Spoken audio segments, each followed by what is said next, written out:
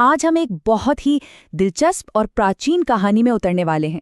ये कहानी एक ऐसी दुनिया की है जो आध्यात्मिक रूप से बीमार पड़ चुकी थी और उस दुनिया में एक इलाज की तलाश की जा रही थी।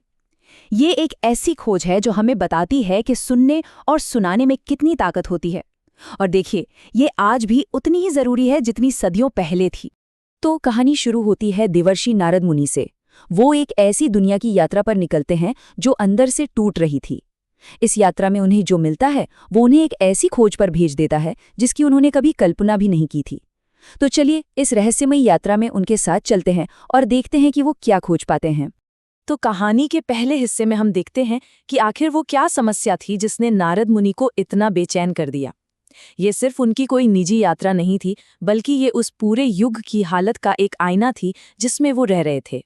जब नारद मुनि दुनिया में घूम रहे थे तो उन्होंने जो कुछ देखा उससे उनका दिल बैठ गया। ये कोई मामूली उथल-पुथल नहीं थी, ये एक बहुत गहरा आध्यात्मिक संकट था जिसने इंसानियत की जड़ों को हिलाकर रख दिया था। ऐसा लग रहा था मानो ये दुनिया अपनी आत्मा ही खो रही हो। तो असल में उन्होंने देखा क्या? कलयुग के लक्षण हर तरफ साफ दिख रहे थे। सच्चाई तो जैसे गायब ही हो चुकी थी। लोग आलसी हो गए थे, दिशाहीन थे, और जो अच्छे और पवित्र काम थे वो तो कोई करता ही नहीं था। हर घर में झगड़े थे और समाज में हर तरफ बस दिखावा और पाखंड भरा हुआ था। अब इसी निराशा से भरी यात्रा के दौरान नारद मुनि का सामना एक ऐसे रहस्य से हुआ जो एक दुखी माँ के रूप में उनके सामने आया, और यही मुलाकात उनकी पूरी खोज को एक नई दिशा देने वाली थी। जरा सोचकर देखिए, यमुना का पवित्र किनारा है और वहां एक बेहद खूबसूरत नौजवान औरत अकेली रो रही है। उसका दुख इतना गहरा था कि नारद मुनि का ध्यान तुरंत उसकी तरफ चला गया। ये कोई मामूली उदासी नहीं थी, ये कुछ बहुत गहरा था, कुछ सांकेतिक था जिसका मतलब उन्हें जल्द ही पता चलने वाला था।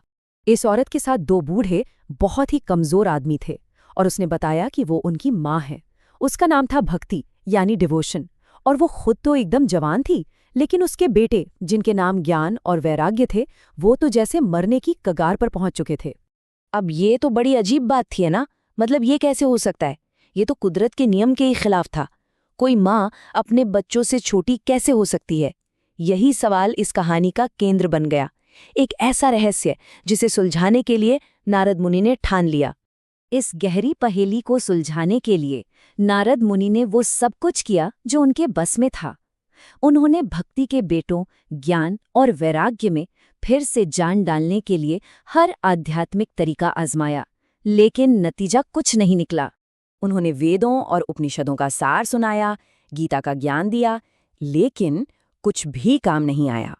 दोनों बेटे वैसे ही बेसूद और कमजोर पड़े रहे। ये दिखाता है कि समस्या कितनी गंभीर थी। जो पारंपरिक आध्यात्मिक तरीके थे वो इस युग की बीमारी का इलाज नहीं कर पा रहे थे। जब नारद मुनि बिल्कुल निराश हो चुके थे और लगभग हार मानने वाले थे, तभी एक आकाशवाणी हुई। संदेश साफ था, उनकी कोशिशें बेकार जा रही हैं, क्योंकि कलयुग के स्वभाव ने इन पुराने उपायों को शक्तिहीन बना दिया है। एक नए युग को एक नए समाधान की जरूरत थी। और बस यहीं से कहानी का रुख पूरी तरह बदल जाता है। जब सारी उम्मीदें खत्म हो चुकी थीं, तब नारद की यात्रा उन्हें उन लोगों तक ले गई जिनके पास इसका जवाब था। एक ऐसा जवाब जो सब कुछ बदल देने वाला था। हिमालय की ऊंचाइयों में बद्रीनाथ में उनकी मुलाकात हुई 4 कुमारों से। ये वो महान ऋषि थे जो देखने में तो 5 साल के बच्चों जैसे लगते थे, पर असली में बहुत प्राचीन और ज्ञानी थे। इन ऋषियों के पास वो ज्ञान था जिसकी नारद को तलाश थी, एक ऐसा ज्ञान जो दुनिया को ठीक कर सकता था। कुमारों ने उन्हें असली इलाज के बारे में बताया, श्रीमद् भागवतम। उन्होंने इसे सिर्फ एक किताब नहीं बताया, बल्कि खुद भगवान का साहित्यिक अवतार कहा। इसे खास तौर पर कली युग के दुखों को दूर करने के लिए ही बनाया गया था, और यही वो चाबी थी जिसकी नारद को तलाश थी। और उपाय? उपाय तो इतना सरल था कि यकीन करना मुश्किल हो जाए। ये कोई मुश्किल अनुष्ठान या तपस्या नहीं थी, ये था बस श्रीमद् भागवतम के शब्दों को सुनना। कुमारों ने कहा कि सिर्फ इसके पाठ की आवाज सुनने भर से ही भक्ति, ज्ञान और वैराग्य फिर से जी उठेंगे।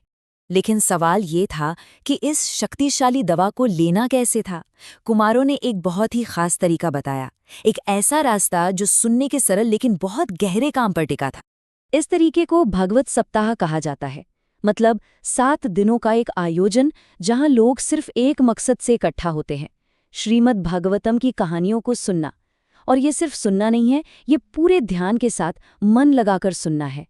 यही प्रक्रिया मन को साफ करने और आत्मा को जगाने के लिए बनाई गई है, और यही वो इलाज था जिसकी दुनिया को सख्त जरूरत थी। नारद मुनि ने ऋषियों की बात मानी और हरिद्वार के तट पर एक भव्य सप्ताह का आयोजन किया।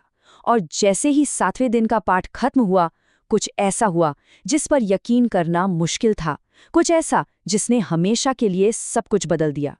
भक्ति, ज्ञान और वैराग्य, वो पूरा का पूरा आध्यात्मिक परिवार फिर से स्थापित हो गया। वो सभी जवान हो गए, मजबूत और ऊर्जा से भरपूर हो गए, और लगातार हरे कृष्ण का जाप कर रहे थे। इलाज ने काम कर दिया था, सुनने की शक्ति ने उन्हें ठीक कर दिया था। तो ये कहानी हमें एक बहुत गहरी बात सोचने पर मजबूर कर जाती है। ये हमें याद दिलाती है कि हम जिन कहानियों को अपनी जिंदगी में आने देते हैं, उनका हमारे मन और आत्मा पर कितना गहरा असर पड़ता है। ये हमें पूछने पर मजबूर करती है, हम खुद को किन कथाओं से पोषित कर रहे हैं, और क्या वो हमें ठीक कर रही हैं या बीमार। इसका जवाब हमारी जिंदगी की दिशा तय कर सकता है।